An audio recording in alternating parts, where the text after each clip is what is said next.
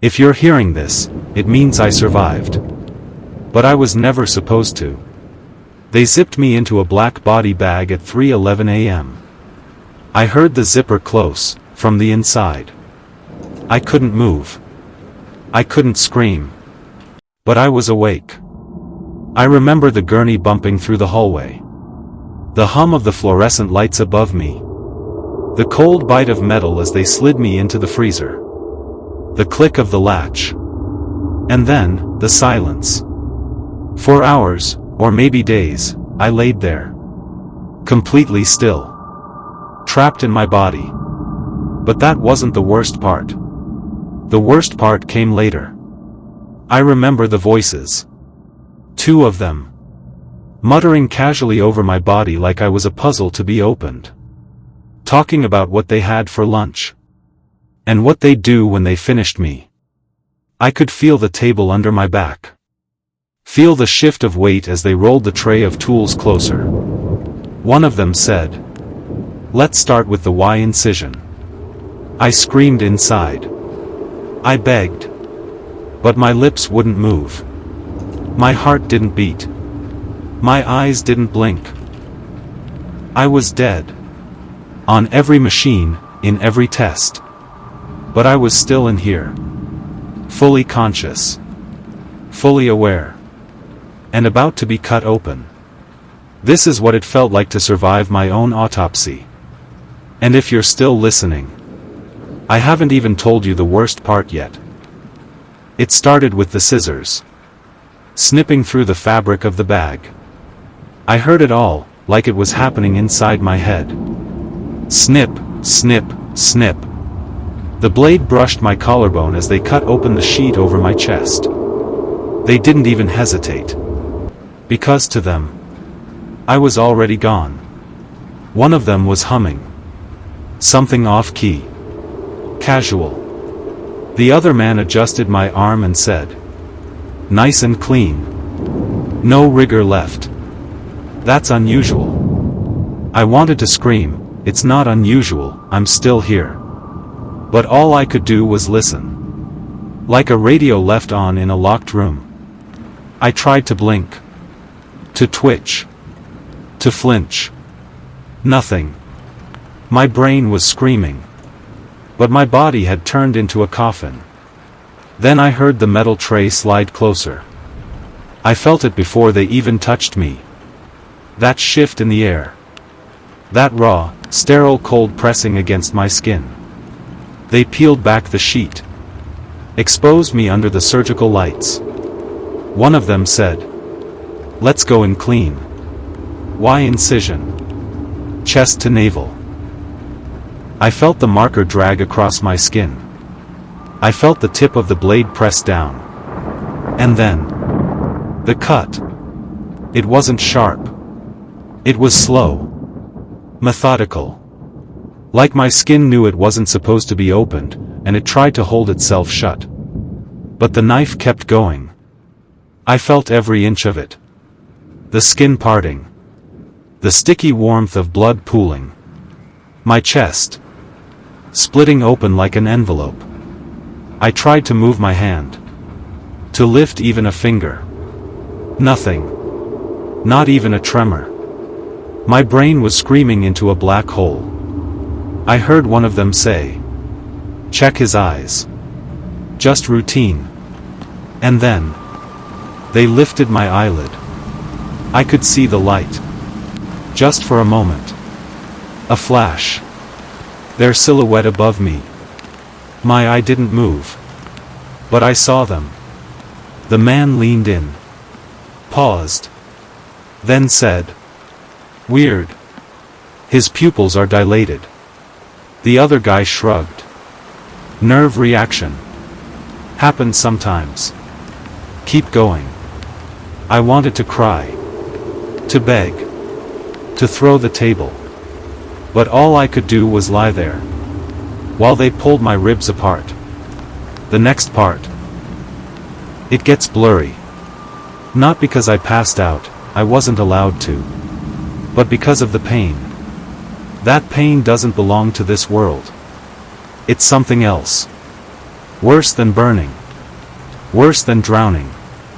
It's the feeling of your body being taken apart, while your soul is still watching. They cracked my sternum. I heard the snap echo in my skull.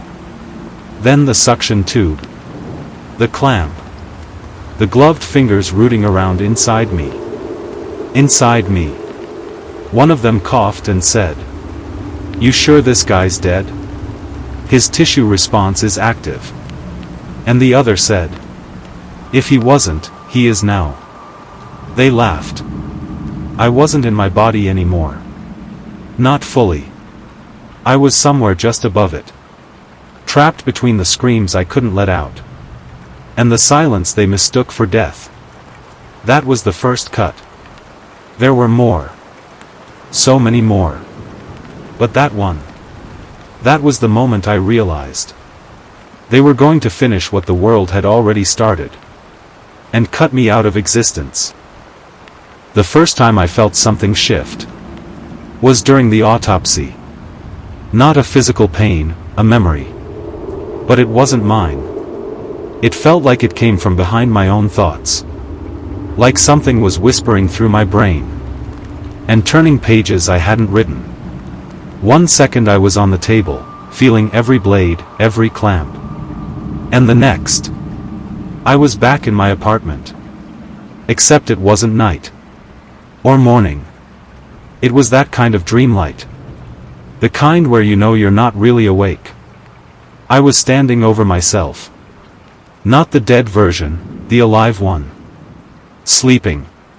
Peacefully. I reached out to touch my own shoulder, and my hand passed through me. Then the room changed. The lights dimmed. The air got thick. Like something heavy was in the corner, breathing slow. I turned, and I saw it. A shadow. Not shaped like a person, but like a cloak with no one inside. Standing where my mirror should have been. It raised one long finger, and pointed at me. Then it spoke. But not out loud. It used my own voice. "You said I could use your body, just for a minute. You said you'd give me a voice." And suddenly, I remembered. Not clearly. Just pieces. Like broken glass in a bucket of blood. There was a night. 2 weeks before I was pronounced dead. I was drunk. Online. Falling into a weird corner of the web. Some old ritual thread. Dumb at first. A post titled, "Let something else speak through you." It said, "If you offer silence, something will speak. If you offer your voice, something will listen. If you offer your body, something will answer." I remember laughing, hitting record, and whispering, "Whatever's out there, I give you 1 minute. Use my voice." Then, blackness. The next morning, my throat was raw. I had voice memos I didn't remember recording. Some in languages I've never spoken. One just laughter, deep, wet, and close to the mic. I deleted everything. Told myself it was a dream. Moved on. But now? Laying on that table? Split open and silent? I realized something. I didn't die that day. I was taken offline. Something wanted to keep me awake through my own autopsy. Something wanted me to feel every cut. To remember it. Maybe it needed the pain. Maybe it needed the body trauma to come all the way in. Or maybe the ritual didn't fail. Maybe this was the real result. When they opened me. Maybe it wasn't just an autopsy. Maybe it was a door. And they opened it, from the inside. I don't think I'm the only one in here anymore. I hear breathing when I try to think. Thoughts echo like a tunnel. And worst of all, sometimes, my mouth moves on its own. I don't know how long they kept cutting. Minutes? Hours? Time folds in strange ways when you're not in control. But at some point, I felt movement. Not theirs. Not the doctor's. Something inside me. It started as a flutter. Low. Near the spine. A vibration. Like a phone buzzing under muscle and bone. Then a twitch in my arm. A tightening in the jaw. It wasn't me. I was still locked inside, paralyzed. But something else was testing the wires. One of the doctors paused. "Did you see that?" The other looked up. Reflex. Post-mortem twitch. But it wasn't a twitch. It was a finger. Curling. Then straightening again. Almost like it was waving. Then my eyes opened. Not me, just my eyes. I saw the ceiling. The overhead light. The metal arm of the bone saw in the corner. Then I felt my head turn. Just slightly. Toward the doctor closest to me. My lips moved. And my voice said, "You shouldn't have opened me." That's when the screaming started. Not mine, theirs. One of them fell backwards, crashing into a tray of scalpels. The other dropped whatever he was holding and ran for the door. But it wouldn't open. I didn't see it. I felt it. The door handle pulsing like it was breathing. Alive. Locked from the other side. I could hear something else now. Beneath the chaos. A sound like dragging chains. Low. Slow. Getting closer. My lungs moved again. But not to scream. To speak. "You called me. You invited me in. Now I want out." And then I started to sit up. Fully opened. Ribcage spread wide. Organs exposed. But the body moved anyway. Like a puppet strung up by something old. One of the doctors was crying. The other one just stood frozen. Watching me slide off the table. My heart was still in the tray. But the body kept moving. I walked. To the metal door. To the mirror. To the cold dark corner where shadows never moved. And when I looked into the mirror, I didn't see myself. I saw him. The cloaked figure from my dream. Except now he had a face. Mine. My reflection smiled. Then spoke. "You said I could use it for 1 minute. But time doesn't work the same in here. This is a long minute, isn't it?" Then I blinked. And I was back on the table. Doctor's gone. Room empty. Lights off. Except for one thing. My body was still sitting upright. And I was looking at it. From somewhere above. Or behind. Or outside. I wasn't inside anymore. Something else took my place. I don't know how long I drifted. There was no sky. No ground. No time. Just silence. And the faint sound of breathing. Not mine. Not human. Wet and ancient, like something drowning slow, and still enjoying it. And then the whisper came. My own voice. Whispering words I didn't know. In languages I've never learned. To people I've never met. I realized what had happened. I'd been separated. The part of me that screamed, that felt, that feared, was no longer in control.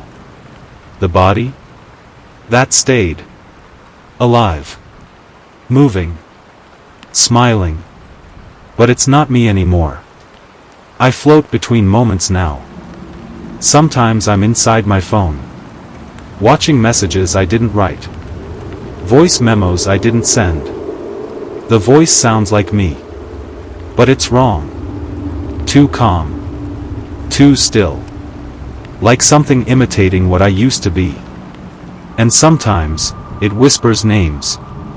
First, strangers. Then people I knew. Friends. My mother. Even you. It says your name in my voice. Like it's practicing. Tasting it. You'd be a perfect fit too. I tried to stop it once. To pull myself back in. To take over again. But it laughed. And said something I'll never forget. You left the door open. Now it uses me like a suit. It smiles through my lips. Walks with my legs. Sends texts with my hands. And at 3:06 a.m., it whispers into microphones.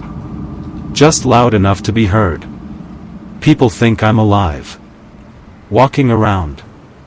Posting. Breathing. But I'm not. I'm stuck here. Watching. Listening. Screaming into silence while it lives in me. And now that you've listened this far, it knows you, too. You might already hear it. A faint echo in your earphones. Your voice memos glitching. Or your phone turning on by itself at exactly 3:06 a.m. If it sends you a message in my voice, don't listen. If it calls, don't answer. And whatever you do, don't say your name out loud. That's all it needs. It already has the voice. The rest, it'll take later. Subscribe for more true horror stories, before it speaks through you too.